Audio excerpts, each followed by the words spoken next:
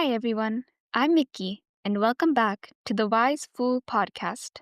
This month, we're getting into the fall spirit with some cozy stories. So turn down the lights, snuggle in, and get ready. Tonight's story is called The Girl Who Traded for Autumn. Long ago, before the clocks ticked and the roads were paved, there was a village tucked between two hills and an endless forest. The people there knew two seasons, green and white.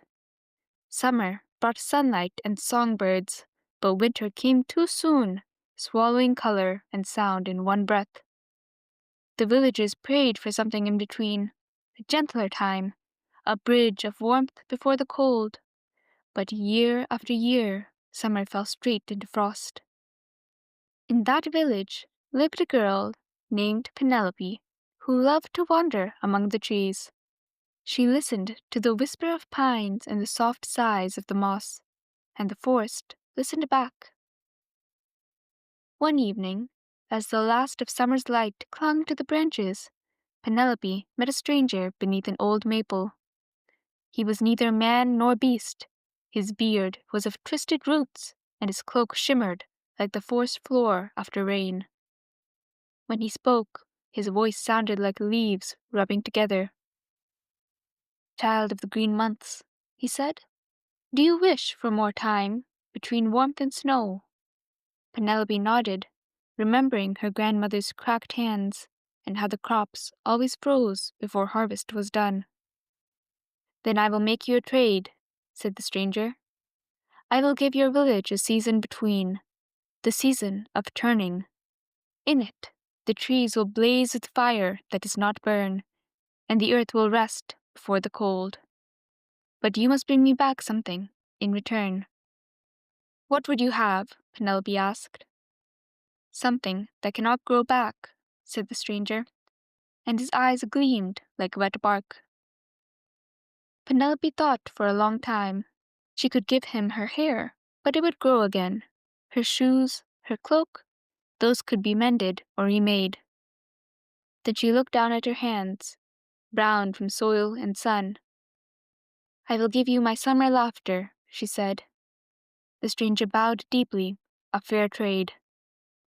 He leaned forward and plucked a sound right from her throat, a bright, ringing laugh that echoed through the trees before fading into stillness. Then he stamped his foot, and the forest exploded into color. Leaves blazed red, orange, gold. The air filled with the scent of apples and smoke. The fields ripened, the air cooled, and the people of the village gasped to see such a beauty they'd never known before. "Autumn," they cried. "Autumn has come." And from that day, the village had 4 seasons, but Penelope never laughed again. Years passed, and the village flourished. The harvests grew richer, the winters shorter, but Penelope grew quieter. Children played among the leaves, and she smiled, but no sound came from her.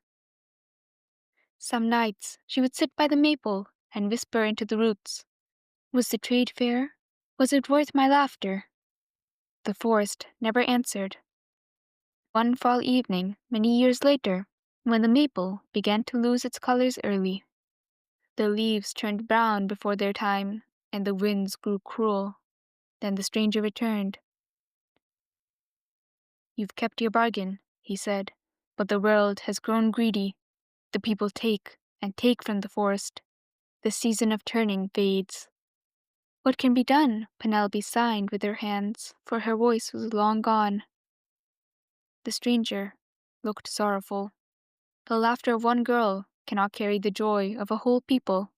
They must give something back." That night, Penelope gathered the villagers. She told them her story through signs and writing on the earth.